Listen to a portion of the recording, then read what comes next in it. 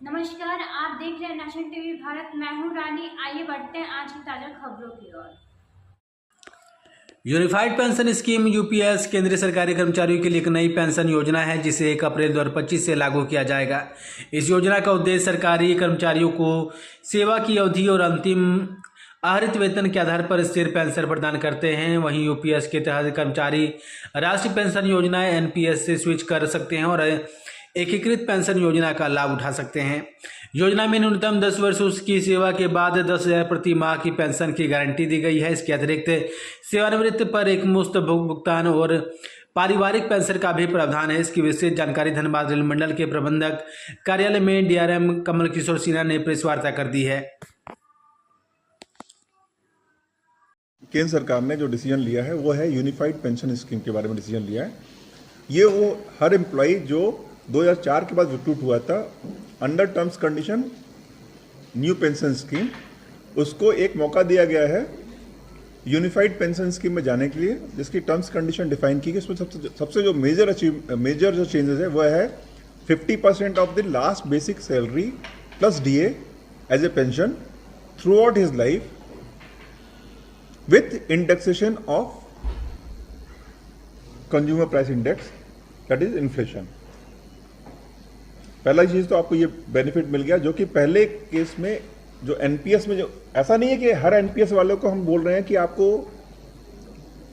Unified pension scheme में आना पड़ेगा।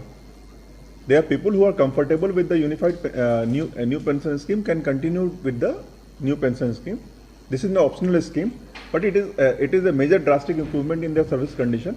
Second जो है वो है कि अगर आपको कुछ हो जाता है तो आपकी फैमिली को 60% पेंशन मिलेगी, 60%, which is very high as compared to any other scheme। इसके अलावा बाकी फाइन प्रिंट्स हैं जिसमें आप लोगों को apart from the gratuity retain की गई है, लीव इनकैशमेंट रिटेन किया गया है एंड एक लमसम पेमेंट इंट्रोड्यूस किया गया, जो कि उस समय की बेसिक सैलरी के 5 to 7 टाइम्स के बीच में होगा depending upon the length of service, जो कि एक अच्छा खासा लमसम पेमेंट होगा उस समय के हिसाब से, ना कि आप उसको इस दिन के हिसाब से देखेंगे। तो गवर्नमेंट का ये गवर्नमेंट एम्प्लॉय के लिए, और साथ में गवर्नमेंट कोशिश कर रही है, स्टेट गवर्नमेंट भी इसको ज़्यादा से ज़्यादा अपनाए, एक मेजर कंपनसेशन इम्प्रूवमेंट है मोटिवेशन के लिए, वर्क क्वालिटी इम्प्रूव करने के लिए, और एक व्यवस्था है जिसमें एफिशिएंसी इम्प्रूवमेंट के साथ में कंट्री का डेवलपमेंट कनेक्टेड है उसके लिए। परसेंटेज में कितना इसमें जो पहले एम्प्लॉय को 10% देना होता था, गवर्नमेंट 10% देती थी।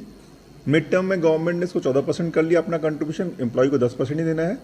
और जो फाइनली इस समय जो फीचर्स उभर के आ रहे हैं उसमें एम्प्लॉय को अपना 10% ही देना है, गवर्नमेंट 18.5% देगी।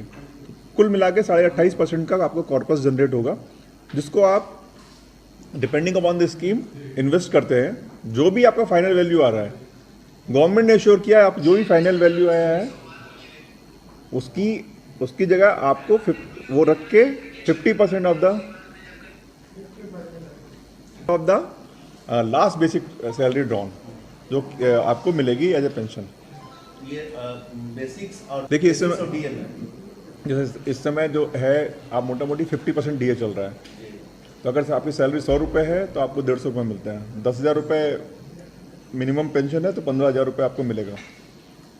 डीए हर 6 महीने में चेंज होता रहता है। कुछ कन्फ्यूजन था कि डीए कौन सा होगा। डीए मोटा मोटी यही होगा, क्योंकि जो बाकी जो पेपर्स हैं वो डीए नॉर्मल डीए की बात कर रहे हैं, but it government to decide, government का भी वो फाइन प्रिंट्स आना बाकी है। ये पहले 30% मिलता था, अब आपको 60% मिलेगा। उसमें एनहांस पेंशन है, 50% मिलेगा डेथ केसेस में with in the service period. After the service तो विद इन द सर्विस तो सेम ही है, 60 कर दिया ना इसमें। नहीं है ये। अब विद इन द एनपीएस में जो लोग थे वो विद इन द सर्विस अभी तो सेम पैकेज में है जो कि ओपीएस है। तो जो एनपीएस में भी थे उनको with in the service death case में वही मिल रहा था जो ओपीएस में मिल रहा था, that is old pension scheme में मिल रहा था। ये बात हो रही है आफ्टर द रिटायरमेंट एज। आपकी डेथ होती है तो जो पहले ओपीएस में 30% मिल रहा था उसी आपको 60% मिलेगा। तो एग्जैक्टली क्लॉज बाई क्लॉज अगर करेंगे तो आप 3 जगह करेंगे तो उसमें कहीं पे ये बेनिफिशियल है, कहीं ये बेनिफिशियल है, कहीं ये बेनिफिशियल है। बट जो प्राइमा फेसी लग रहा है कि जो टर्म्स कंडीशन जिसके तरह आप रिक्रूट हुए थे 2004 के बाद, उसमें यूपीएस एक ड्रास्टिक इंप्रूवमेंट है आपके कंपनसेशन पैकेज के लिए। 2004 के बाद कितना बेनिफिट उठाया? टोटल एम्प्लॉय में लेता हूँ 23,267। Employ under NPS scheme that is 1/1/2004 के बाद जो आए हैं वो 18,449 हैं। तो ये 75% के आसपास होता है। यूनियन में सहमति है प्लस कंटिन्यूस नेगोशिएशन चालू है, कंटिन्यूस कंसल्टेशन चालू है, चालू रहेगा। वो भी साथ में ही है आपके, वो तो मैनेजमेंट के पार्ट है, साथ में ही आए। जेसीएम की मीटिंग के बाद